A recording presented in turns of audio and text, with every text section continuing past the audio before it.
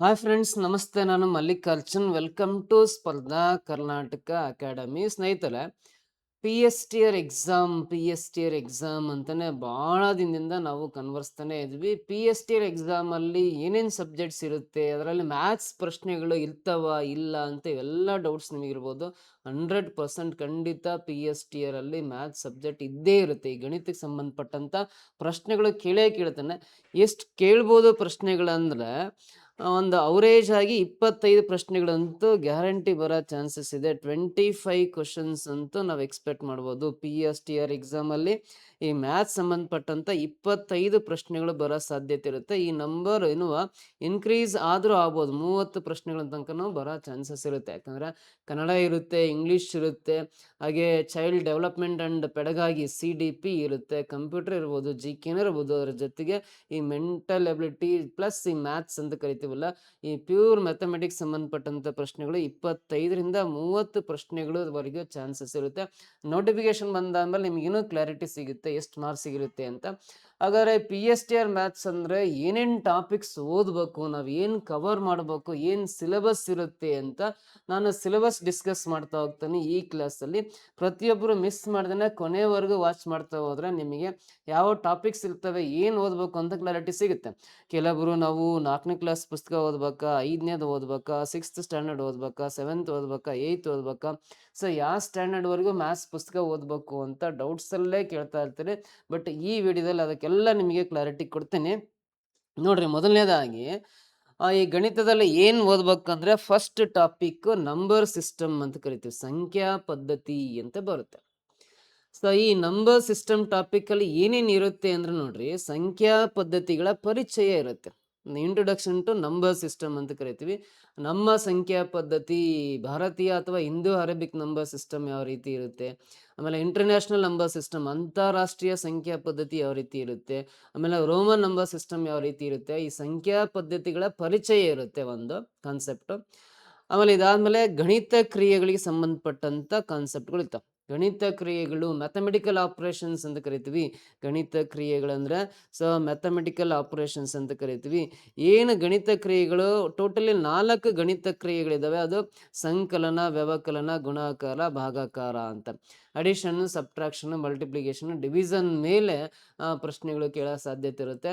ಒಂದು ಸಂಖ್ಯಾ ಪದ್ಧತಿಯಲ್ಲಿ ಸಂಖ್ಯಾ ಪದ್ಧತಿಗಳ ಪರಿಚಯ ಇರುತ್ತೆ. ಎರಡನೇದಾಗಿ ಗಣಿತ ಕ್ರಿಯೆಗಳಿರುತ್ತೆ. ಇನ್ನೊಂದು ಬಾಡ್ಮಾಸ್ ರೂಲ್ ಅಂತ ಕರಿತೀವಿ. ಸೊ ಮೊದಲೆಲ್ಲ ಬಾಡ್ಮಾಸ್ ರೂಲ್ ಅಂತ ಕರಿತೀವಿ. ಈಗ ಅಪ್ಡೇಟ್ ಆಗಿ ಬಾಡ್ಮಾಸ್ ರೂಲ್ ಅಂತ ಇದೆ. ಈ ಬಾಡ್ಮಾಸ್ ರೂಲ್ನು ಕೂಡ ನಾವಿಲ್ಲಿ ಓದಬೇಕಾಗುತ್ತೆ ನಂಬರ್ ಸಿಸ್ಟಮ್ ಟಾಪಿಕ್ ಒಳಗಡೆ. ಸೊ ಓಕೆನಾ. ಇದಾದ್ಮೇಲೆ ನೆಕ್ಸ್ಟ್ ಡಿವಿಷನ್ ರೂಲ್ ಅಂತ ಬರುತ್ತೆ, ಭಾಗಾಕಾರದ ನಿಯಮ ಅಂತ. ನೀವು ಬರೀ ಒಂದು ಟೆಕ್ಸ್ಟ್ ಬುಕ್ ಅಲ್ಲ, ನಾನು ಸುಮಾರು 4ನೇ ಕ್ಲಾಸಿಂದ ಸ್ಟಾರ್ಟ್ ಮಾಡಿ ಅಪ್ ಟು 8ನೇ ಕ್ಲಾಸ್ವರೆಗೂ ಈ ಟೆಕ್ಸ್ಟ್ ಬುಕ್ಗಳನ್ನು, ಈಗ ಪ್ರೆಸೆಂಟ್ ಇರ್ತಕ್ಕಂಥ ನಮ್ಮ ಸ್ಟೇಟ್ ಟೆಕ್ಸ್ಟ್ ಬುಕ್ಗಳು, ಹಾಗೆ CBSE ಟೆಕ್ಸ್ಟ್ ಬುಕ್ಗಳು, ಹಾಗೆ ICSE ಟೆಕ್ಸ್ಟ್ ಬುಕ್ಗಳನ್ನೆಲ್ಲವನ್ನೂ ಅನಲೈಸ್ ಮಾಡಿ ರೆಡಿ ಮಾಡಿರ್ತಕ್ಕಂಥ ಸಿಲೆಬಸ್ ಕಾಪಿ ಇದು. ಸೊ ಭಾಗಾಕಾರದ ನಿಯಮಕ್ಕೆ ಸಂಬಂಧಪಟ್ಟಂಥ ಪ್ರಶ್ನೆಗಳು ಕೇಳ್ತಾನೆ. ಡಿವಿಷನ್ ರೂಲ್ ಅಂತ ಕರಿತೀವಿ. ಆಮೇಲೆ ಡಿವಿಸಿಬಿಲಿಟಿ ರೂಲ್ಸ್ ಅಂತ ಬರುತ್ತೆ, ಭಾಜಕತೆಯ ನಿಯಮಗಳು ಅಂತ. ಇದ್ರ ಮೇಲೆ ಪ್ರಶ್ನೆ 100% ಕೇಳ್ತಾನೆ, ಡಿವಿಸಿಬಿಲಿಟಿ ರೂಲ್ಸ್ ಮೇಲೆ. ಆಮೇಲೆ ಸಂಖ್ಯೆಗಳು ಮತ್ತು ಸಂಖ್ಯೆಯ ವಿಧಗಳು ಅಂತ ಬರುತ್ತೆ. ಸಂಖ್ಯೆಗಳು ಯಾವ್ಯಾವ ಸಂಖ್ಯೆಗಳು ಇರ್ತವೆ, ಆ ಸಂಖ್ಯೆಯ ವಿಧಗಳು ಅಂದ್ರೆ ಫಾರ್ ಎಕ್ಸಾಂಪಲ್ ಸ್ವಾಭಾವಿಕ ಸಂಖ್ಯೆಗಳಿರುತ್ತೆ, ಆಮೇಲೆ ಹೋಲ್ ನಂಬರ್ಸ್ ಅಂದ್ರೆ ನ್ಯಾಚುರಲ್ ನಂಬರ್ಸ್ ಅಂತ ಕರಿತೀವಿ, ಪೂರ್ಣ ಸಂಖ್ಯೆಗಳು ಹೋಲ್ ನಂಬರ್ಸ್ ಅಂತ ಕರಿತೀವಿ, ಪೂರ್ಣಾಂಕಗಳು ಇಂಟೀಜರ್ಸ್ ಅಂತ ಕರಿತೀವಿ, ಆಮೇಲೆ ಭಾಗಲಬ್ಧ ಸಂಖ್ಯೆಗಳು ಅಂತ ಬರುತ್ತೆ, ರ್ಯಾಷನಲ್ ನಂಬರ್ಸ್, ಆಮೇಲೆ ಇರ್ಯಾಷನಲ್ ನಂಬರ್ಸ್ ಅಭಾಗಲಬ್ಧ ಸಂಖ್ಯೆಗಳು ಅಂತ ಬರುತ್ತೆ, ಆಮೇಲೆ ವಾಸ್ತವ ಸಂಖ್ಯೆಗಳು ಅಂತ ಬರ್ತವೆ. ಇವೆಲ್ಲ ಸಂಖ್ಯೆಯ ವಿಧಗಳು.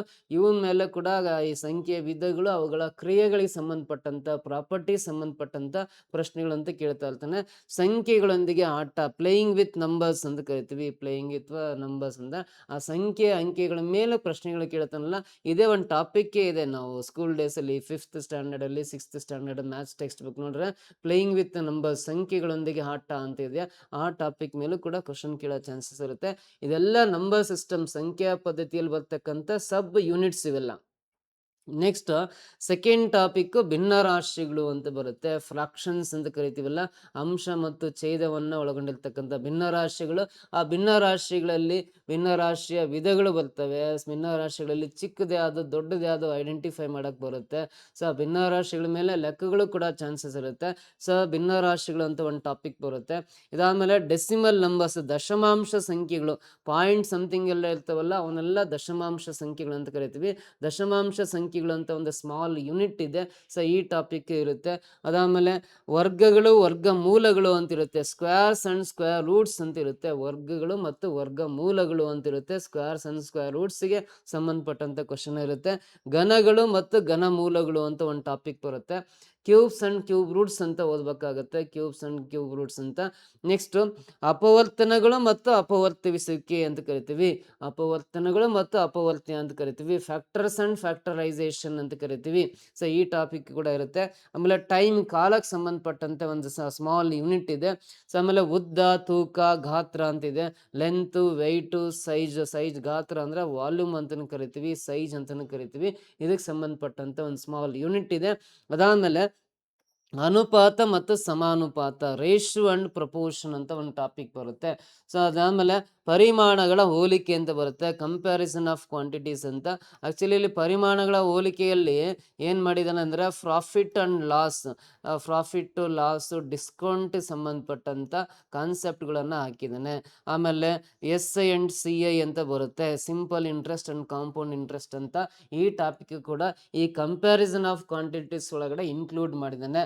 ಕಂಪ್ಯಾರಿಸನ್ ಆಫ್ ಕ್ವಾಂಟಿಟೀಸ್ ಟಾಪಿಕ್ ಒಳಗಡೆ ಲಾಭ ನಷ್ಟ ರಿಯಾಯಿತಿ ಸಂಬಂಧಪಟ್ಟಂತೆ, ಈ ಕಮರ್ಷಿಯಲ್ ಮ್ಯಾಥಮೆಟಿಕ್ಸ್ ಅಂತ ಕರಿತೀವಲ್ಲ, ವಾಣಿಜ್ಯ ಗಣಿತ ವಿಷಯಕ್ಕೆ ಸಂಬಂಧಪಟ್ಟಂತೆ ಕೆಲವೊಂದು ಸ್ಮಾಲ್ ಯೂನಿಟ್ಸ್ ಅನ್ನ ಇದರಲ್ಲಿ ಇಂಟ್ರೊಡ್ಯೂಸ್ ಮಾಡಿದ್ದಾನೆ ಪರಿಮಾಣಗಳ ಹೋಲಿಕೆಯಲ್ಲಿ. ಸೊ ನೆಕ್ಸ್ಟ್ ಟಾಪಿಕ್ ಸ್ಟ್ಯಾಟಿಸ್ಟಿಕ್ಸ್ ಅಂತ ಕರಿತೀವಿ, ಅಂದ್ರೆ ಸಂಖ್ಯಾಶಾಸ್ತ್ರ. ಅದನ್ನ ಇಲ್ಲಿ ಬೇಸಿಕ್ ಲೆವೆಲ್ ಅಲ್ಲ, ಅಂಕಿ ಅಂಶಗಳ ನಿರ್ವಹಣೆ ಅಂತ ಕರೀತಾರೆ. ಅಂಕಿ ಅಂಶಗಳ ನಿರ್ವಹಣೆ, ಯಾವ ರೀತಿ ಒಂದು ವಿಷಯಕ್ಕೆ ಸಂಬಂಧಪಟ್ಟಂತ ಅಂಕಿ ಅಂಶಗಳನ್ನ ಕಲೆಕ್ಟ್ ಮಾಡ್ತೀವಿ, ಆ ಅಂಕಿ ಅಂಶಗಳಿಗೆ ನಾವು ಆವೃತ್ತಿ ವಿತರಣಾ ಪಟ್ಟಿ, ಸೊ ಫ್ರೀಕ್ವೆನ್ಸಿ ಡಿಸ್ಟ್ರಿಬ್ಯೂಷನ್ ಟೇಬಲ್ನ ಯಾವ ರೀತಿ ರೆಡಿ ಮಾಡ್ಕೊಳ್ಳೋದು, ಸೊ ಅದಕ್ಕೆ ಸರಾಸರಿ ಹೆಂಗೆ ಕಂಡುಹಿಡಿಯೋದು, ಮಧ್ಯಾಂಕ ಹೆಂಗೆ ಕಂಡುಹಿಡಿಯೋದು, ಮೀಡಿಯನ್ ಯಾವ ಥರ ಕಂಡುಹಿಡಿಯೋದು. ಸೊ ಅದೇ ಇನ್ನು ಬೇಸಿಕ್ ಸ್ಟ್ಯಾಟಿಸ್ಟಿಕ್ಸ್ ಅಂತ ಕರಿತೀವಿ, ಅಂಕಿ ಅಂಶಗಳ ನಿರ್ವಹಣೆ ಅಂತ ಕರಿತೀವಿ. ನೆಕ್ಸ್ಟ್ ಮೆಂಟಲ್ ಮ್ಯಾಥ್ಸ್, ಮಾನಸಿಕ ಗಣಿತ ಅಂತ ಬರುತ್ತೆ. ಕೆಲವೊಂದು ಯೂನಿಟರಿ ಮೆಥಡ್ ಅಲ್ಲಿ, ಸೊ ಏಕಾಂಶ ಪದ್ಧತಿಯಲ್ಲಿ ಕೆಲವೊಂದು ಲೆಕ್ಕವನ್ನು ಬಿಡಿಸ್ತೀವಿ, ಅದನ್ನ ಮೆಂಟಲ್ ಮ್ಯಾಥ್ಸ್ ಅಲ್ಲಿ ಬರುತ್ತೆ ಆ ಕಾನ್ಸೆಪ್ಟು. ನೆಕ್ಸ್ಟ್ ಇದಾದ್ಮೇಲೆ ಬೀಜಗಣಿತ, ಬೇಸಿಕ್ ಆಲ್ಜಿಬ್ರಾ ಅಂತ ಬರುತ್ತೆ. ಬೇಸಿಕ್ ಆಲ್ಜಿಬ್ರಾ ಅಂದ್ರೆ ಸೊ ಅಲ್ಲಿ ಮೋನೋಮಿಯಲ್ಲು, ಬೈನಾಮಿಯಲ್ಲು, ಟ್ರೈನಾಮಿಯಲ್ಲು, ಪಾಲಿನಾಮಿಯಲ್ಸ್ ಅಂತ ಬರ್ತವಲ್ಲ, ಆ ಬೇಸಿಕ್ ಆಲ್ಜಿಬ್ರಾ ಅಡಿಷನ್ನು ಸಬ್ಟ್ರಾಕ್ಷನ್ ಮಾಡಿದೆ ಆ ಥರ ಅಂತ ಬರುತ್ತೆ. ಇದಾದ್ಮೇಲೆ ಸರಳ ಸಮೀಕರಣಗಳು, linear equation in single variable ಅಂತ ಕರಿತೀವಿ. ಸೊ ಅಂದ್ರೆ ಒಂದು ಚರಾಕ್ಷರನ ಹೊಂದಿರುವ ಸರಳ ಸಮೀಕರಣಗಳ ಮೇಲೆ ಪ್ರಶ್ನೆಗಳು ಕೂಡ ಚಾನ್ಸಸ್ ಇರುತ್ತೆ. ನೆಕ್ಸ್ಟ್ ಬೀಜೋಕ್ತಿಗಳು ಮತ್ತು ನಿತ್ಯ ಸಮೀಕರಣಗಳು ಅಂತಿದೆ. ಪಾಲಿನಾಮಿಯಲ್ಸ್ ಅಂಡ್ ಕಂಡೀಷನಲ್ ಐಡೆಂಟಿಟೀಸ್ ಅಂತ. ನಿತ್ಯ ಸಮೀಕರಣಗಳಂದ್ರೆ ಇವೇ formulas, A+B² formula, A-B² formula, ಆಮೇಲೆ A² - B² ಫಾರ್ಮುಲಾ ಹೇಳ್ತೀವಲ್ಲ, ಇವನ್ನ ಕಂಡೀಷನಲ್ ಐಡೆಂಟಿಟೀಸ್ ಅಂತ ಕರಿತೀವಿ. ನಿಬಂಧಿತ ನಿತ್ಯ ಸಮೀಕರಣಗಳು ಅಂತ ಕರಿತೀವಿ. ನೆಕ್ಸ್ಟ್ ಘಾತಗಳು ಮತ್ತು ಘಾತಾಂಕಗಳು ಅಂತ ಕರಿತೀವಿ. ಪವರ್ಸ್ ಅಂಡ್ ಎಕ್ಸ್ಪನೆಂಟ್ಸ್ ಅಂತ ಕರಿತೀವಿ. ಪವರ್ಸ್ ಅಂಡ್ ಎಕ್ಸ್ಪನೆಂಟ್ಸ್, ಈ ಟಾಪಿಕ್ ಸಂಬಂಧಪಟ್ಟಂತೆ ಪ್ರಶ್ನೆಗಳು ಕೇಳ್ಬೋದು. ಇದಾದ್ಮೇಲೆ ರೇಖಾಗಣಿತದಲ್ಲಿ ಬರೋದಾದ್ರೆ ಲೈನ್ಸ್ ಅಂಡ್ ಆಂಗಲ್ಸ್ ಅಂತ ಕರಿತೀವಿ. ರೇಖೆಗಳು ಮತ್ತು ಕೋನಗಳು ಅಂತ. ರೇಖೆ ಅಂದ್ರೆ ಏನು, ಯಾವ ವಿಧವಾದ ರೇಖೆಗಳಿರ್ತವೆ, ಸರಳ ರೇಖೆ, ಕಿರಣ, ರೇಖಾಖಂಡ, ಸಮಾಂತರ ರೇಖೆಗಳು, ಆಮೇಲೆ ಇಂಟರ್ಸೆಕ್ಟಿಂಗ್ ಲೈನ್ಸ್ ಅಂತ ಕರಿತೀವಿ. ಆಮೇಲೆ ಕೋನಗಳು ಗೊತ್ತಿದ್ದಾವೆ. ಕೋನಗಳ ವಿಧಗಳು ಎಷ್ಟಿದಾವೆ, 6 ಕೋನಗಳಿದಾವೆ. ಸೊ ಅದ್ರ ಬಗ್ಗೆ ಬೇಸಿಕ್ ಇಂಟ್ರೊಡಕ್ಷನ್ ಕ್ಲಾಸ್ ಇರುತ್ತೆ, ಕೋನಗಳು ಮತ್ತು ರೇಖೆಗಳ ಬಗ್ಗೆ. ಇದಾದ್ಮೇಲೆ ತ್ರಿಭುಜ ಮತ್ತು ಅದರ ಗುಣಗಳು, ಟ್ರಯಾಂಗಲ್ಸ್ ಅಂಡ್ ಇಟ್ಸ್ ಪ್ರಾಪರ್ಟೀಸ್ ಅಂತ ಕರಿತೀವಿ. ತ್ರಿಭುಜ ಅಂದ್ರೆ ಏನು, ತ್ರಿಭುಜದ ವಿಧಗಳು ಬರ್ತವೆ, ತ್ರಿಭುಜಕ್ಕೆ ಸಂಬಂಧಪಟ್ಟಂತ ಕೆಲವು ಗುಣಗಳು, ಪ್ರಾಪರ್ಟೀಸ್ ಬರ್ತವೆ, ಕೆಲವೊಂದು ಥಿಯರಮ್ಸ್ ಬರ್ತವೆ. ಇದಾದ್ಮೇಲೆ ತ್ರಿಭುಜಗಳ ಸರ್ವಸಮ್ಮತಿ ಅಂತ ಕರಿತೀವಿ. ಕಾಂಗ್ರಿಯೆನ್ಸಿ ಆಫ್ ಟ್ರಯಾಂಗಲ್ಸ್, ತ್ರಿಭುಜಗಳ ಸರ್ವಸಮ್ಮತಿ ಹೇಳ್ತಕ್ಕಂಥ ಕೆಲವೊಂದು ಆಕ್ಸಿಯಮ್ಸ್ ಅಂಡ್ ಪಾಸ್ಟುಲೇಟ್ಸ್ ಅಂತ ಬರ್ತವೆ. ಸ್ವಯಂ ಸಿದ್ಧಗಳು ಮತ್ತು ಸ್ವೀಕೃತ ಸಿದ್ಧಾಂತಗಳು, ಬಾ ಸಿದ್ಧಾಂತ, ಬಾಕೋಬ ಸಿದ್ಧಾಂತ, ಕೋಬಾಕೋ ಸಿದ್ಧಾಂತ, ಲಂಬ ಕೋನ ಕರ್ಣಬಾಹು ಸಿದ್ಧಾಂತ, ಈ ತರ ಕೆಲವೊಂದು ಪಾಸ್ಟುಲೇಟ್ಸ್ ಯೂಸ್ ಮಾಡ್ಕೊಂಡು ತ್ರಿಭುಜಗಳ ಸರ್ವಸಮ್ಮತಿಯನ್ನು ಹೇಳ್ತೀವಲ್ಲ, ಆ ಟಾಪಿಕ್ಗೆ ಸಂಬಂಧಪಟ್ಟಂತ ಪ್ರಶ್ನೆಗಳಿರ್ತವೆ. ಇದಾದ್ಮೇಲೆ ಕ್ವಾಡ್ರಿಲ್ಯಾಟ್ರಲ್ಸ್ ಅಂದ್ರೆ ಚತುರ್ಭುಜಗಳು ಅಂತ ಕರಿತೀವಿ. ಚತುರ್ಭುಜಗಳು ಮತ್ತು ಚತುರ್ಭುಜದ ವಿಧಗಳು ಗೊತ್ತಿದಾವೆ ನಿಮಗೆ. ಚತುರ್ಭುಜದ ವಿಧಗಳು ಅಂದ್ರೆ ನಿಮಗೆ ಇದು ಚೌಕ ಆಗಿರ್ಬೋದು, ಆಯತ ಆಗಿರ್ಬೋದು, ಆಮೇಲೆ ತ್ರಾಪಿಜ್ಯ ಆಗಿರ್ಬೋದು, ಸಮಾಂತರ ಚತುರ್ಭುಜ ಆಗಿರ್ಬೋದು, ವಜ್ರಾಕೃತಿ, ಇವೆಲ್ಲ ಚತುರ್ಭುಜದ ವಿಧಗಳು, ಟೈಪ್ಸ್ ಆಫ್ ಕ್ವಾಡ್ರಿಲ್ಯಾಟರಲ್ಸ್ ಅಂತ ಕರಿತೀವಿ. ಅದನ್ನೆಲ್ಲ ನಾವು ಈ ಒಂದು ಚತುರ್ಭುಜಗಳ ಪಾಠದಲ್ಲಿ ಓದ್ತೀವಿ. ನೆಕ್ಸ್ಟ್ ಸರ್ಕಲ್ಸ್ ಅಂತ ಕರಿತೀವಿ, ವೃತ್ತ ಅಂತ ಕರಿತೀವಿ. ವೃತ್ತ ಸಂಬಂಧಪಟ್ಟಂತೆ ಒಂದು ಟಾಪಿಕ್ ಇದೆ. ಸೊ ಇದಾದ್ಮೇಲೆ ಪೆರಿಮೀಟರ್ ಅಂಡ್ ಏರಿಯಾ, ಕ್ಷೇತ್ರಗಣಿತ. ಓವರಾಲ್ ಆಗಿ ಇದನ್ನ ಕ್ಷೇತ್ರಗಣಿತ ಅಂತ ಕರಿತೀವಿ, ಬಟ್ ಇದಕ್ಕೆ ಸಬ್ ಯೂನಿಟ್ಸ್ ಎಲ್ಲ ಒಂಥರ ನೇಮಿಂಗ್ಸ್ ಎಲ್ಲ ಜಂಬಲ್ ಆಗಿ ಕೊಟ್ಟಿದ್ದಾರೆ. ಪೆರಿಮೀಟರ್ ಅಂಡ್ ಏರಿಯಾ ಅಂತ ಒಂದು ಟಾಪಿಕ್ ಹೆಸರೇ ಕೊಟ್ಬಿಟ್ಟಿದ್ದಾನೆ. ಸುತ್ತಳತೆ ಮತ್ತು ವಿಸ್ತೀರ್ಣ, ಸಮತಲಾಕೃತಿಗಳು ಅಂತ ಬರ್ತವೆ, ಪ್ಲೇನ್ ಫಿಗರ್ಸ್, ಅವುಗಳ ಸುತ್ತಳತೆ ಕಂಡುಹಿಡಿಯೋದು, ವಿಸ್ತೀರ್ಣ ಕಂಡುಹಿಡಿಯೋದು ಹೆಂಗೆ, ತ್ರಿಭುಜದ ಸುತ್ತಳತೆ ಕಂಡುಹಿಡಿಯೋದು ಹೆಂಗೆ, ವಿಸ್ತೀರ್ಣ ಕಂಡುಹಿಡಿಯೋದು ಹೆಂಗೆ, ಆಯತದ ಸುತ್ತಳತೆ ಹೆಂಗೆ ಕಂಡುಹಿಡಿತೀರಿ, ಆಯತದ ವಿಸ್ತೀರ್ಣ ಹೆಂಗೆ ಕಂಡುಹಿಡಿತೀರಿ, ಆಮೇಲೆ ಚತುರ್ಭುಜದ ವಿಸ್ತೀರ್ಣ ಹೆಂಗೆ, ಚತುರ್ಭುಜದ ಸುತ್ತಳತೆ ಹೆಂಗೆ, ಈ ತರ ಬೇರೆ ಬೇರೆ ಸಮತಲಾಕೃತಿಗಳು, ಪ್ಲೇನ್ ಫಿಗರ್ಸ್ನ ಸುತ್ತಳತೆ ಮತ್ತು ವಿಸ್ತೀರ್ಣ ಕಂಡುಹಿಡಿತಕ್ಕಂಥ ಟಾಪಿಕ್ ಇದು. ನೆಕ್ಸ್ಟ್ ಸಿಮೆಟ್ರಿ, ಸಮಮಿತಿ ಆಕೃತಿಗಳು ಅಂತ ಕರಿತೀವಿ. ಒಂದು ವರ್ಟಿಕಲ್ ಲೈನ್ ಹಾಕಿದ್ರೆ ಎಷ್ಟು ಸಮಮಿತಿ ಆಕೃತಿಗಳು ಉಂಟಾಗ್ತವೆ, ಫೋಲ್ಡ್ ಮಾಡ್ತಾ ಹೋದ್ರೆ ಸೇಮ್ ಆಕೃತಿಗಳು ಎಷ್ಟು ಉಂಟಾಗ್ತಾವಲ್ಲ ಅವನ್ನ ಸಿಮೆಟ್ರಿ ಅಂತ ಕರಿತೀವಿ, ಸಮಮಿತಿ ಆಕೃತಿಗಳು ಅಂತ ಕರಿತೀವಿ. ಇದಾದ್ಮೇಲೆ 3 ಆಯಾಮದ ಆಕೃತಿಗಳು, 3 ಡೈಮೆನ್ಷನಲ್ ಆಬ್ಜೆಕ್ಟ್ಸ್ ಅಂತ ಕರಿತೀವಿ. ಅದಕ್ಕೆ ಇನ್ನೊಂದು ಹೆಸರು ಘನಾಕೃತಿಗಳು ಅಂತ ಕರಿತೀವಿ.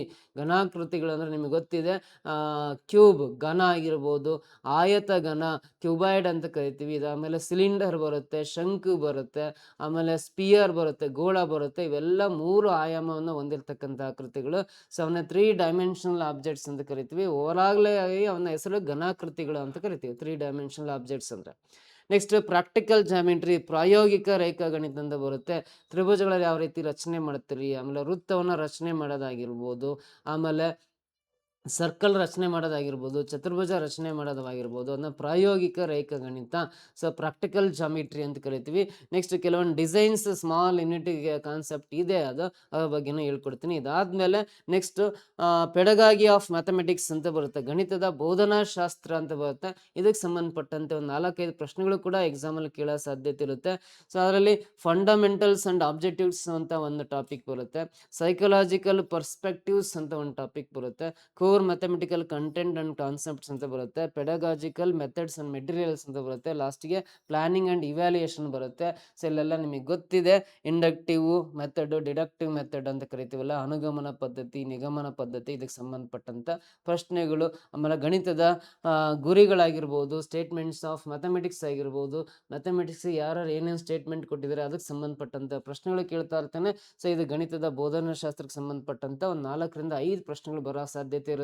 ಸೊ ಇದಿಷ್ಟು ಎಲ್ಲ ಈ PSTR ಮ್ಯಾಥಮೆಟಿಕ್ಸ್ ನಾನು ಕೇವಲ ಒಂದೇ ಕ್ಲಾಸಿಂದಲ್ಲ, ಓನ್ಲಿ ಸ್ಟೇಟ್ ಸಿಲೆಬಸ್ ಅಷ್ಟೇ ಅಲ್ಲ, ನಮ್ಮ ಸ್ಟೇಟ್ ಸಿಲೆಬಸ್ ಆಗಿರ್ಬೋದು, CBSE ಸಿಲೆಬಸ್ ಆಗಿರ್ಬೋದು, ಇವನ್ ಇನ್ನು ICSE ಸಿಲೆಬಸ್, ಈ ಎಲ್ಲ ಕ್ಲಾಸ್ನ ಟೆಕ್ಸ್ಟ್ ಬುಕ್ಸ್ನ ರೆಫರ್ ಮಾಡಿ ನಾನು ಕ್ರಿಯೇಟ್ ಮಾಡಿರೋ ಈ ಮ್ಯಾಥಮೆಟಿಕ್ಸ್ ಸಿಲೆಬಸ್ PSTL ಎಕ್ಸಾಮ್ ಸಂಬಂಧಪಟ್ಟಂತೆ ಇವೆಲ್ಲ ಟಾಪಿಕ್ಸ್ನ ನಾನು ಟಾಪಿಕ್ ವೈಸೇ ಕ್ಲಾಸ್ ಮಾಡ್ಕೊಡ್ತೀನಿ, ಕಾನ್ಸೆಪ್ಟ್ ವೈಸೇ ಕ್ಲಾಸ್ ಮಾಡ್ತೀನಿ. ಸೊ ಬೇಕಾದ್ರೆ ಸ್ಪರ್ಧಾ ಕರ್ನಾಟಕ ಅಕಾಡೆಮಿ ಪ್ಲೇ ಸ್ಟೋರಿಗೆ ಹೋಗಿ, ಗೂಗಲ್ ಪ್ಲೇ ಸ್ಟೋರಲ್ಲಿ ಹೋಗಿ ಸ್ಪರ್ಧಾ ಕರ್ನಾಟಕ ಅಕಾಡೆಮಿ ಆ್ಯಪನ್ನು ನೀವು ಡೌನ್ಲೋಡ್ ಮಾಡ್ಕೊಂಡ್ರಿ ಅಂದ್ರಲ್ಲಿ ಪ್ರತಿನಿತ್ಯ ನಿಮಗೆ live class plus live attend ಆಗೋಕ್ಕಾಗದೇ ಇದ್ರೆ ರೆಕಾರ್ಡ್ ಕ್ಲಾಸು ಕೂಡ ನಿಮಗೆ ಅವೈಲೇಬಲ್ ಇರುತ್ತೆ. ಸೊ ಅಲ್ಲಿ PSTR ಕೋರ್ಸ್ ಇರುತ್ತೆ, ಆ ಕೋರ್ಸನ್ನು ನೀವು ಸಬ್ಸ್ಕ್ರಿಪ್ಷನ್ ತಗೊಂಡಿದ್ದೆ ಯಾವತ್ತು ತಗೊಂತೀರ ಅಲ್ಲಿಂದ 1 ವರ್ಷದ ತನಕ ನಿಮಗೆ ಕೋರ್ಸ್ ಸಿಗುತ್ತೆ, 1 ಇಯರ್ ತನಕ. ಸೊ ನಿಮ್ಮ ಎಕ್ಸಾಮ್ 2 ತಿಂಗಳಿಗೆ ಮುಗಿಬೋದು, 3 ತಿಂಗಳಿಗೆ ಮುಗಿಬೋದು, 4 ತಿಂಗಳಿಗೆ ಮುಗಿಬೋದು, 6 ತಿಂಗಳಾಗ್ಬೋದು. ಬಟ್ ನಮ್ಮ ಕೋರ್ಸ್ ತಗೊಂಡ್ರಿ ಅಂದರೆ 1 ವರ್ಷದ ತನಕ ಕ್ಲಾಸಸ್ನ ನೀವು ರಿಪೀಟಾಗಿ ಎಷ್ಟು ಸಲ ಬೇಕಾದರೂ ವಾಚ್ ಮಾಡ್ಬೋದು. ಜೊತೆಗೆ PDF, ಪ್ರತಿ ಕ್ಲಾಸ್ನ PDF ನೋಟ್ಸ್ ಅಲ್ಲಿ ಅಪ್ಲೋಡ್ ಮಾಡಿರ್ತೀವಿ. ಬಟ್ ನೋಟ್ಸ್ ಯಾವುದೇ ಕಾರಣಕ್ಕೂ ಪ್ರಿಂಟ್ ಔಟ್ ಬರಲ್ಲ, ಯಾಕಂದರೆ ಪ್ರಿಂಟ್ ಔಟ್ ಬಂದಂದ್ರೆ ಅದು ಬೇರೆಗೆಲ್ಲ ಶೇರ್ ಆಗ್ತಾ ಇರುತ್ತೆ. ಸುಮಾರು ಜನ ಅಕಾಡೆಮಿ ಹೆಸರು ಹೇಳೋಕ್ಕಾಗಲ್ಲ, ಬೇರೆ ಬೇರೆ ಅಕಾಡೆಮಿಯವರು ನಮ್ಮ ಸಾಕಷ್ಟು ಕೋರ್ಸನ್ನ ಕಾಪಿ ಮಾಡಿಬಿಟ್ಟು ಅವೇ ಕಂಟೆಂಟನ್ನು ತಗೊಂಡ್ಬಿಟ್ಟು ಅವರು ಆ್ಯಪನ್ನು ಮಾಡ್ಕೊಂಡು ಬೇರೆ ಬೇರೆ ಕ್ಲಾಸಸ್ ಎಲ್ಲ ಮಾಡ್ತಾ ಇದ್ದಾರೆ. ಸೊ ಇದೊಂದು ವಿಷಾದದ ಸಂಗತಿ ಅಂತ ಹೇಳ್ಬೋದು. ಹಾಗಾಗಿ PDF ನೋಟ್ಸ್ ಅವೈಲೇಬಲ್ ಇರುತ್ತೆ, ನಿಮ್ಮ ಮೊಬೈಲಲ್ಲಿ ಓಪನ್ ಆಗುತ್ತೆ, ಬಟ್ ಶೇರ್ ಮಾಡ್ಲಿಕ್ಕೆ ಬರಲ್ಲ, ಪ್ರಿಂಟ್ಔಟ್ ಬರಲ್ಲ ಅಷ್ಟೇ. ಅಂದರೆ ಈ ಎಲ್ಲ ಟಾಪಿಕ್ ಸಂಬಂಧಪಟ್ಟಂತೆ ಟಾಪಿಕ್ ವೈಸ್ ಕೂಡ ಟೆಸ್ಟ್ಗಳನ್ನು ನಾನು ಅಪ್ಲೋಡ್ ಮಾಡ್ತೀನಿ, ಟೆಸ್ಟ್ಗಳನ್ನು ಅಟೆಂಡ್ ಮಾಡ್ಬೋದು. ಹಾಗೆ ನಿಮಗೆ ನಿಮ್ಮ ಎಕ್ಸಾಮ್ ನೋಟಿಫಿಕೇಶನ್ ಬಂದಾದಮೇಲೆ ಯಾವ ರೀತಿ ಸಿಲೆಬಸ್ ಇರುತ್ತಲ್ಲ ಆ ಸಿಲೆಬಸ್ ಸಂಬಂಧಪಟ್ಟಂತೆ ಮಾಡಲ್ ಟೆಸ್ಟ್ಗಳು ಕೂಡ ನಿಮಗೆ ನಡೆಸ್ತಾ ಇದ್ದೀವಿ. ಇಷ್ಟೆಲ್ಲ ಫೆಸಿಲಿಟೀಸ್ ಸಿಗುತ್ತೆ. ಹಾಗಾಗಿ ದಯವಿಟ್ಟು ಮಿಸ್ ಮಾಡ್ದೇ ಸ್ಪರ್ಧಾ ಕರ್ನಾಟಕ ಅಕಾಡೆಮಿ SKA ಸೊ ಇದನ್ನ ಗೂಗಲ್ ಪ್ಲೇ ಸ್ಟೋರಲ್ಲಿ ಸ್ಪರ್ಧಾ ಕರ್ನಾಟಕ ಅಕಾಡೆಮಿ ಅಂತ ಇರುತ್ತೆ, ಅದನ್ನ ಡೌನ್ಲೋಡ್ ಮಾಡ್ಕೊಂಡು ಅಲ್ಲಿ PSTR ಕೋರ್ಸ್ನ ಪರ್ಚೇಸ್ ಮಾಡ್ಬೋದು ನೀವು. ಸೊ ಓನ್ಲಿ ಮ್ಯಾಥ್ಸ್ ಕೋರ್ಸ್ನ ರೀಸೆಂಟ್ಲಿ ಬರೀ ಮ್ಯಾಥ್ಸ್ ಅಷ್ಟೇ ಬೇಕಂದ್ರೆ ಓನ್ಲಿ PSTR ಮ್ಯಾಥ್ಸ್ ಕೋರ್ಸು ಕೂಡ ಅವೈಲೇಬಲ್ ಇರುತ್ತೆ. ಸೊ ನಾನು 2-3 ಡೇಸಲ್ಲಿ ಕ್ಲಾಸಸ್ನ ಲೈವ್ ಆಗಿ ಸ್ಟಾರ್ಟ್ ಮಾಡ್ತೀನಿ. ಈ ಟಾಪಿಕ್ ವೈಸ್ ಕೂಡ ಫಸ್ಟ್ ಟಾಪಿಕ್ಕಿಂದನೇ ಇರುತ್ತೆ, ಬೇಸಿಕ್ಸಿಂದ.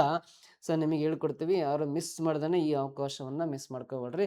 ಹೆಚ್ಚಿನ ಮಾಹಿತಿ ಬೇಕಂದ್ರೆ, ಇದಕ್ಕೆ ಸಂಬಂಧಪಟ್ಟಂತೆ ಹೆಚ್ಚಿನ ಮಾಹಿತಿ ಬೇಕಂದ್ರೆ ಸೊ ಇಲ್ಲಿ 9071673831 ಅಥವಾ 9071673832 ಈ ನಂಬರ್ಗೆ ಕರೆ ಮಾಡಿ ಹೆಚ್ಚಿನ ಮಾಹಿತಿಯನ್ನು ಪಡಿತಾ ಬನ್ನಿ. ಸೊ ನೆಕ್ಸ್ಟ್ ಕ್ಲಾಸಲ್ಲಿ ಮತ್ತೆ ನಿಮ್ಮನ್ನ ಭೇಟಿ ಮಾಡ್ತೀನಿ. Thank you so much.